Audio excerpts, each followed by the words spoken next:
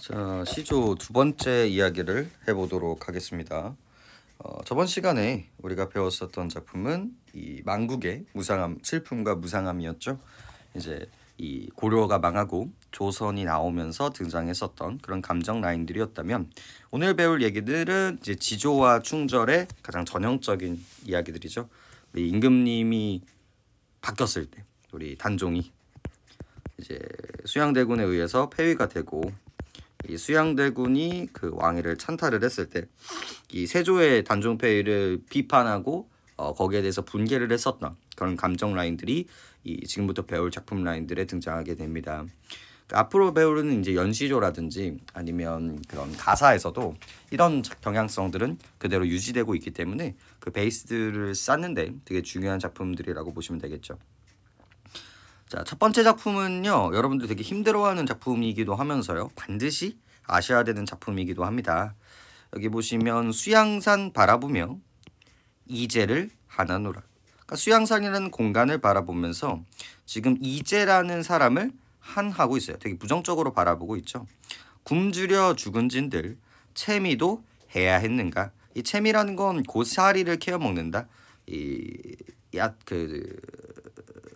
뭐라고 하죠? 그 산나물들을 캐 먹었다라는 뜻인데, 네가 굶주려 죽은들 그 고사리를 캐어 먹었어야 했는가, 그렇게 하지 말았어야 된다라는 식의 이야기들을 서리법으로 이제 표현을 하고 있는 거고요. 비록 그 고사리 잎일지라도 그 누구 땅에 났느냐, 그래서 누구 땅에 났느냐라고 물어보면서, 야, 그거 나쁜 놈 땅에서 난 거잖아, 그것조차도 먹지 말았어야지 라는 식의 이미지를 또다시 서리법을 통해서 강조하고 있는 작품이라고 보시면 됩니다. 자, 이 작품 라인들에서 라인들을 좀 볼게요. 일단은 이 수양산이요, 이 베이스가 지조와 절개 그리고 이 단종폐위라는 라인들이었다면, 이 수양이 두 가지 의미로 이제 부각된다라고 볼 수가 있습니다. 첫 번째가 이 백이숙제, 이게 중국의 고사예요. 어떤 중국의 나라가 하나가 망하고 새로운 나라가 와서 이제 왕이 아주 유명했던 신하들에게 이 이제와 백이와 숙제라는 사람을 묶어서 이제 이제라고 하는데, 얼마나 유명했으면 이제 둘을 합쳐서 이제 묶어서 닉네임까지 붙여줬겠어요. 이 이제를 이제한테, 야, 너 나랑 좀 같이 일 좀 하자 라고 이야기를 하니까, 우리는 한 명의 왕을 섬길 뿐이다 라고 하면서 이제 산으로 들어가 버린 거예요.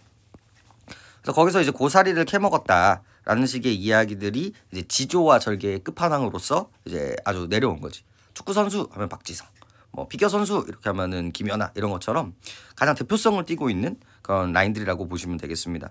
그래서 첫 번째가 이 백이와 숙제, 이 이제가 숨었던 산의 이미지가 이제 표면적인 이미지가 되는 거고요. 그다음에 이 내면적인 의미가 이 수양대군, 조카의 왕을 뺏었던 이 수양대군을 상징하는 라인들이었다라고 생각을 해주시면 됩니다. 그래서 이제 중의적 표현이다라는 식의 이야기들로 이제 이어지게 되는 거고요. 그죠? 그리고 그 다음에 이제는 아까 전에 설명을 드렸었죠. 이 지조와 절개에, 이 지조 절개에 뭘 사용한 거예요? 고사를 사용한 거예요. 이제 조금 조심하셔야 될 거는요, 여기에 백이숙제의 태도를 새로운 시각으로 평가했다라는 점이 나오죠. 기본적으로 이제 이제가 등장을 했을 때 나오는 이야기는 뭐냐, 이 지조 절개의 끝판왕, 즉 기본적으로 긍정적인 이미지예요. 하지만 이 사람은 이걸 뭐 하고 있대요? 한하노라라고 이야기를 하는 거지. 정말 좋은 사람이지만 거기 고사리 캐먹었잖아, 그 고사리조차 먹지 말았어야지 라고 하면서 새로운 오히려 부정적인 시각으로 인지를 하면서, 나는 뭐 할 거다? 나는 고사리조차 먹지 않았을 것이다 라는 이미지를 이제 만들어준다라는 얘기인 거죠. 그래서 내가 쟤보다 더 낫다, 나의 지조와 절개는 더 뛰어나다 라는 식의 이미지를 보여주고 있는 작품이에요. 그래서 굶주려 죽은 진들 고사리라도 먹었어야 했는가, 비록 고사리일지라도 그 누구 땅에 났는가 라고 하면서 오히려 질책을 하고 있는데, 결국 딱 이 작품이 나왔을 때 무슨 라인들이라고 생각하시면 됩니까? 지조와 절개라는 라인들이라고 생각을 하시면 됩니다. 기본적으로 이제 지조와 절개를 뽑아낼 수 있는 근간이 이런 이제라는 단어 정도밖에 없기 때문에, 그러니까 이게 고사를 알아야 되는 거예요, 이 고사를. 그래서 이게 지조 절개 라인들이라는 거 이해하시면 되고요. 외워주셔야 되는 작품이에요. 그리고 이 수양산 부분에서의 중의성, 그죠? 하는 것인가 하겠디, 여기쪽 부분에서 나오는 서리법 라인들, 그죠? 이 두 가지 작품 정도만 잡아주시면 되고요. 조금 더 이제 디테일하게 잡고 싶은 선생님들은 이 새로운 시각으로 평가했다. 그러니까 객관적이에요, 주관적이에요? 철저하게 주관적인 감정 라인들을 보여줬다라고 볼 수가 있는 거죠. 그래서 이런 얘기들만 좀 조심하시면 이 첫 번째 작품은 큰 무리 없이 넘기실 수 있으실 겁니다. 자, 두 번째 작품 보죠. 아주 전형적인 작품이에요. 많이 보신 시조이기도 할 텐데, 자, 사육신의 한 사람인 작가가 단종의 보기를 꾀하다가 발각되어 처형당할 때 자신의 충정을 노래한 작품이라고 이야기를 하네요. 그래서 이 사육신, 우리 아마 성산문이 쓰신 작품일 텐데, 내가 절대로 또 다른 왕을 섬길 수 없다 이런 식의 이야기를 하는데 되게 이악물고 얘기를 합니다. 봐봐. 이 몸이 죽고 죽어. 이 몸이 죽은 뒤에 무엇이 될꼬 하니. 그래서 여기서 기본적으로 가정법을 베이스로 하고 있어요. 가정법을 베이스로 하고 있고 내가 죽으면 어떻게 될 거냐라고 이야기를 하고 있는 거고요. 그 다음에 복례산 제일봉에 낙락장송 되어 있어. 하얀 눈이 만건곤 하늘과 땅에 가득 찰 때 나 혼자서 푸르고 푸르겠다라는 식의 이미지로 보여주고 있죠. 자, 복례산 제일봉이라는 이 공간은요, 이제 이상적인 공간이라고 생각을 하시면 됩니다. 신선의 땅이라고 되게 나의 이상적인 공간으로 상정했다고 보시면 되겠고, 자, 낙락장송에 나오는데 나머지 것들은 뭐 그렇다 치더라도 이 소나무 송자 있죠. 이 소나무 송, 얘는 반드시 기억을 해주셔야 되는 부분들이에요. 뭐 한자도 한자지만 이 송의 이미지를 정확하게 좀 잡으실 필요가 있는데, 이거와 더불어서 이제 같이 안내를 해드려야 되는 부분들이 뭐냐? 바로 사군자 라인들이죠. 이 시조에서 자연을 다루는 거는, 자연물을 다루는 거는 크게 두 가지라고 생각을 하시면 됩니다. 하나가 이제 자연 예찬, 그러니까 물아일체의 이미지인 거죠. 내가 그 공간에 있는 게 너무나 해피하다. 그래서 이제 물아일체, 친구 먹는 거예요. 내가 너랑 똑같다. 인간과 이 자연의 일체감, 아름다움, 이런 것들을 이제 보여준다라고 생각을 하시면 되고요. 두 번째로 이제 뭐가 나오냐면 여기서 등장하는 이 속성, 자연물의 속성 있죠. 그런 것들에 대한 예찬적 태도를 보여주는 경우들이 많아요. 그래서 그런 양상들, 이 속성을 이제 가장 좋아했던 네 가지의 벗이라고 해서 사군자라고 잡히는데, 여기서 등장하는 아이들이 크게 네 가지가 있죠. 그래서 매화, 매, 난, 국, 쭉 이렇게 해가지고요. 매화, 난초, 국화, 그리고 이제 대나무. 여기에다가 뭐까지 잡아야 됩니까? 송이라는 우리 소나무까지도 잡으셔야 됩니다. 얘들이 나오면 정형성을 이해하셔야 돼요. 얘네들이 나오면 뭐다? 지조와 절개일 확률이 아주 높아진다. 이런 식의 이야기들을 보시면 되겠습니다. 그래서 여기 나오는 낙락장송 있죠? 낙락장송 역시 이미지 잘 잡아주시고, 그리고 이 백설 항상 등장해요. 얘네들이 이제 태어났을 때 항상 시련과 장애물로서, 간신으로서 이제 등장하는 이미지가 되는 거고요.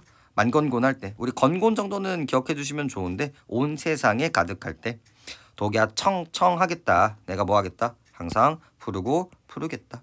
그래서 여기서 이제 뭐까지도 보여주시냐면, 그래서 흰색과 여기는 파란색이 뭘 보여준다? 대조 대비를 통해서 자신의 지조를 부각시키고 있다.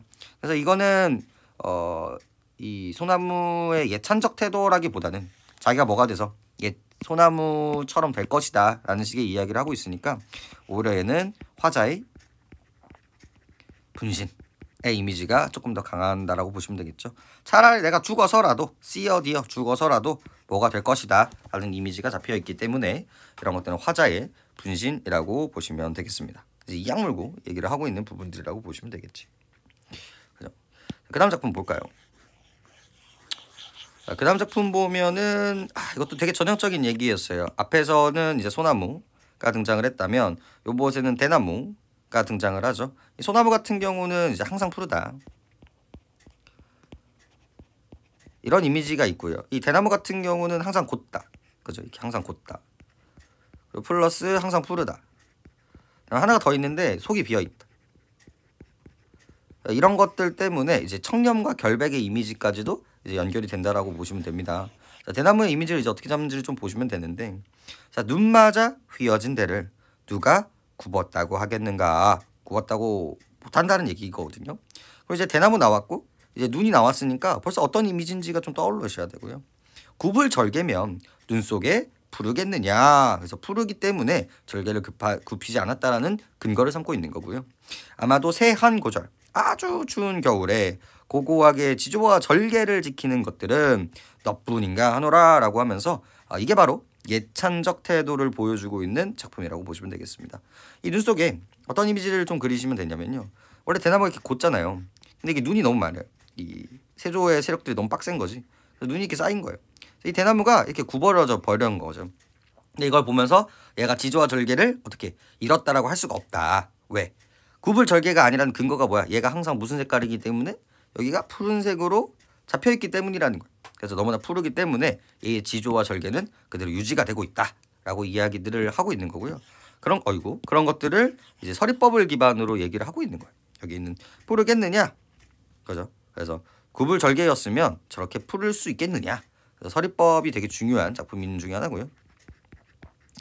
그 다음에 아마도 세한이라는 게 이제 여기 있는 눈이라든지 이런 백설이라든지 이런 이미지랑 같은 경우라고 보시면 되겠고, 자, 항상 생각을 하셔야 되는 게 뭐냐면 너뿐인가 하노라라는 라인들이 나오잖아요. 여기서 의인법 잡히죠. 의인법 자연물을 기본적으로 너라고 하는 순간 얘는 기본적으로 의인법이에요. 나랑 너랑 이제 동등한 위치에 되는 것들이거든요. 그래서 자, 여기 볼까요? 눈 속에서 푸르름을 잃지 않는 대나무를 통해 두 왕조를 섬길 수 없다라는 작가의 굳은 의지를 드러낸 작품이라는 거겠죠. 그래서 이런 눈마저 휘어진 대는, 그죠? 새 왕조에 협력할 것을 강요하는 무리들, 그리고 휘어진 속에서 절개를 지킨다라는 그런 고충들을 의미하게 되는 거겠죠. 그래서 중장에는 서리적 표현을 통해서 절개를 굽히지 않겠다라는 의지를 표현을 하고, 그래서 대나무의 높은 절개를 형성하여 자신과 동일시했다. 그래서 대나무의 같은 절개를 지키겠다는 의지를 드러낸 것이다. 그래서 이제 여기 같은 경우는 이제 단종 라인들이라고 보시면 되겠고, 여기 같은 경우는 이제 고려에서 조선으로 넘어갔을 때의 이야기인데 이미지가 좀 비슷하다라는 거 생각을 해주시면 좋을 것 같고요. 그래서 지조와 절개의 가장 첫 번째 이야기들이라고 보시면 되겠습니다. 그래서 첫 번째 이야기들, 그래서 뒤쪽에 나오는 이런 태도적인 비유, 그리고 백설의 상징성과 양락장송의 상징성, 이런 것들을 조금 읽어보시면 정리하는데 큰 무리는 없을 거라고 생각을 합니다.